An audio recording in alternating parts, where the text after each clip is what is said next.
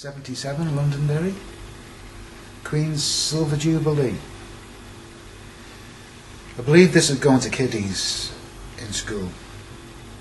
They'll be told about the Queen's Golden Jubilee and the big parties in the streets and everything that's like that. I was in Londonderry for the silver. And whilst the Queen was visiting, they said there was no troubles. Everybody seemed to obey the ceasefire. No, there was trouble. The trouble was always there. The trouble's still the trouble in Northern Ireland. The good points, bad points.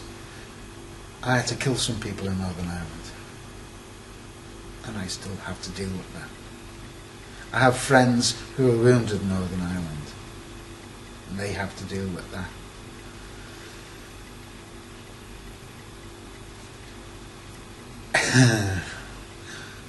There's a place down on the border in County Fermanagh. It's called Garrison. Beautiful little hamlet. Dead picturesque. It's got the River Ain goes through it, but where it goes through it's like on the rapids. So there's a really fairy tale bridge over it. Looks like a fairy bridge, you know. Beautiful. You're having to patrol there. And this is Northern Ireland. This is 11 o'clock on a stormy autumn night. Everybody's got the weapons up. Everybody's cocked and ready. You've got your safety catches on, just in case, because you are in bandit country. It is north. The post office the week before had been knocked off by the IRA. So we have to make a presence. It's like closing the gates after the horse are bolted, but we have to make a presence. So it's 10 o'clock at night, we're doing the night patrol. Going across the bridge, can't hear a thing for the wind in the trees and the water and the rapids. Friend of mine, Oggy Sanders, he's the brick leader.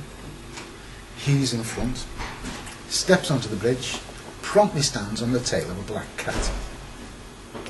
The cat goes up. Oggy's rifle went to the right. Oggy's flak jacket went off the back. His berry flew over the turret, the parapet into the river, and Oggy was seen disappearing up the road, shouting, "Mom!" That's Northern Ireland for you. You know. 2 o'clock in the morning, Bow Island, which is down on the Lochs, just outside Enniskillen. On another Rover patrol in a Saracen armoured car, there's 6 of us. We're all heavily camouflaged, weaponed up, because we know there's going to be an incident, so we are out hunting for bear. We see a light on in a farmhouse, so we knock on the door. It's freezing cold.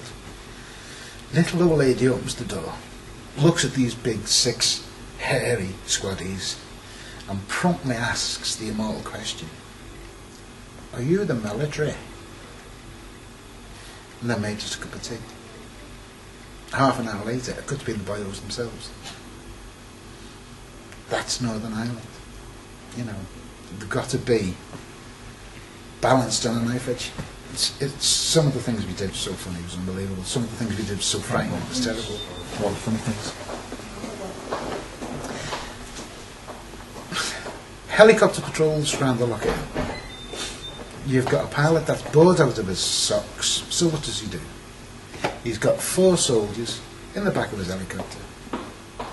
So he starts head chopping, chasing rabbits. Brilliant. Absolutely brilliant. Now we're talking the age of pre-health and safety. So you're actually sitting with your feet on the skids. There's nothing holding you in there except centrifugal force. And you're bobbing and weaving and up and down and having a high all the time. The thing you forget is where he's doing the head chopping is on what they call the peninsula. It's an escarpment the size of Loch Earn. It's about 200-300 foot high. He's flying, doing about 1,000,000 miles an hour, about 6 inches off the floor. And then all of a sudden, he knows exactly where he is. He flies off the edge. And he goes from 1,000,000 miles an hour into free fall because he just hits it into auto froth, what we call the auto froth, which is just knock the engine off and it auto rotates down. So the noise stops, everything stops, and you're going from 1,000,000 miles an hour to nothingness. Ouch. I mean, we got paid for that. You know, river patrols on the Lockhead used to go to either the Royal Ulster Constabulary or the Ulster Defence Regiment. Whoever we went with always had drags and shotguns. Whenever we went, we always pulled at least 2 large salmon and a good brace of wildfowl, because that's what the drag and the shotguns were there for. So you're going along in the riverine, and then all of a sudden you say, slow down, slow down. So you'd slow right down, up would go the shotgun, bump, bump, time would come 2 ducks. And while you're doing that, they're trolling. And they're pulling fish out of the bloody water as well. So, yeah, well, great. Is your family over there? My wife, I was married in 74 whilst I was in Ireland. She's a Morton girl, she comes from here, Morton. I had my first son in 77 while I was in Ireland. She was in Ireland with me, and when I got married she came across with me. Because it was an 18-month posting in Omagh at Marry quarters, which again was fun and games, because my Marry quarters was a caravan in a field surrounded by barbed wire with 2 guardsmen on the front. She got there on the Saturday, on the, I think it was the 8th of May, Saturday the 8th of May, and my boss told her, you've got him for 24 hours, after that he's mine. The first general strike is going off any time now, but if it goes tomorrow we have to leave and you're going to have to be here on your own. So she had me for 24 hours, and I was off to the first general strike in Northern Ireland, having a ball, doing the convoys with the fuel oil and what have you. Racked 4 high on bunks in Moscow barracks, Moscow camp down on the docks. No mattresses, typical army, no mattresses, just 4 high on bunks on the springs. Moy Park chicken factory, we had to do that. And we asked them quite nicely, could we have some chickens? Because we were sick of eating army composite rations. And there was thousands of us there. Yeah, whatever you can catch, you can have. These things are running round on their own. You ever trying to kill a chicken? Do you know how difficult it is to kill a chicken? We have riot sticks. We couldn't kill a chicken with a riot stick. We ran like something like from F Troop, trying to catch these chickens. And gone. No chance. Until a guy showed us how to do it. He got 2 sticks, put his arms up, walked them into a corner, quietly picked them up, necked them, stuck them on. And we're city boys, we don't know that. You can imagine 2 hours running around in the hot sun with all your full gear on, plus flak jackets, plus berets. Anyway, we got the chickens. No one told us you got to take the heads off. So we tied them to the side of the Saracen. By the time these lads who worked in Moy Park had had their fun with us, they gave us bushels of roast chicken to take back. So we had all these chickens tied to the side of the Saracens, white chickens. As we're flying down the road, feathers flying everywhere. By the time we got back to Moscow camp and got to the cookhouse, rigor mortis had set in. So we got off the wagons, I mean, bloody hell, look at this! This guy called Charlie Ayres shouts to the lads, oi, who wants a chicken? And they go, me, and he went like that and picked it up by its feet, and it was just stiff as a board. Well, of course, 2 of them promptly were sick. So we had to take them to the chefs. They decapitated them, left them for the hour or so for the rigger to leave them, and then they did the rest with them. But we had these roast chickens. I mean, that was the general strike in Northern Ireland. I got the honour or dishonour of meeting the Reverend Ian Paisley. He didn't like me. I didn't really like him. He didn't like me because we stopped him at a vehicle checkpoint down in Tyrone, and he has or had 2 bodyguards who were not official, but they're carrying weapons. They made the mistake of stopping at the checkpoint and then going for the pistols. They were taking out the cars, handcuffed, put to one side, and taken away from the pistols. Because of that incident, they had to check the whole car and all the contents for other weapons. One of the jobs we were there for. Paisley thought he could shout it and mouth it and get away with it. We got him to open his briefcase. The paperwork that was in there, God knows what it was, ended up getting thrown all over these Northern Irish bogs because we didn't give a toss. The man was an idiot. He should not have been where he was. Not, especially not doing what he was doing, and then going off about it. We had to scream at that one. That was a good one. You know, it's one of them. Again, that's Northern Ireland. You find a farmer. He never has an MOT in Northern Ireland. Do you know that? That's a fact. They did not have one until the 80s. They didn't have an MOT.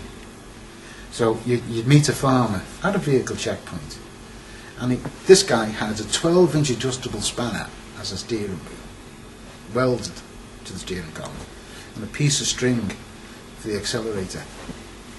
And we couldn't do nothing about it. And he was working it fine, no problem. It's okay, yeah, do what you're doing. We let him go. A week later, we seen him going down to the bank to see the bank manager or whatever it was he was doing, in his business car, which was the top of the range Mercedes-Benz. Same fella. You know, again, Northern Ireland. Fun and games.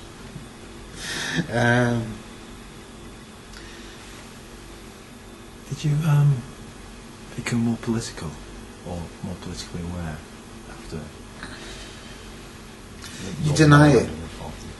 You deny the politics of it all. Because you're wrapped in a cotton wool when you're in the army, Navy, the Air Force. You're wrapped in cotton wool.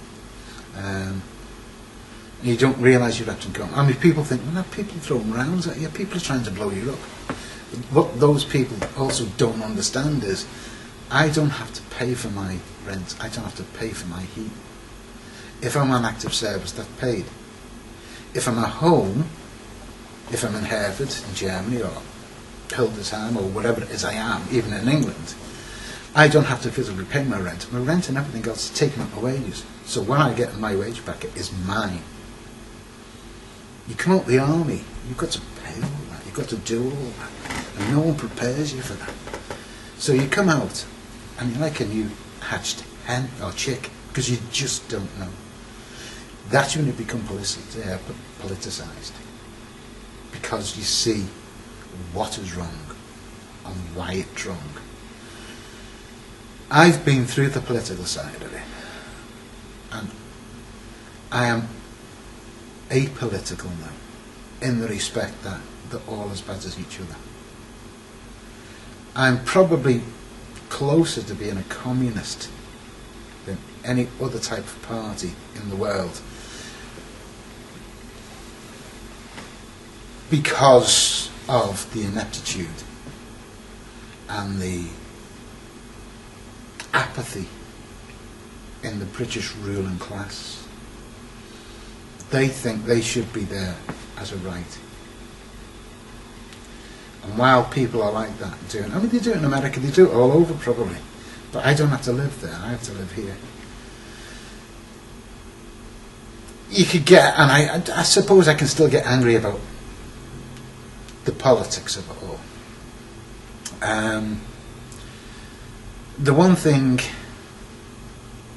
I would say would solve and resolve a lot of the conflicts in this world of ours is if every last MP, before he took up his position as an MP, let him have his votes, let him get his celebration in, let him become his MP, but before he goes and sits in Parliament, he does a year on the front line.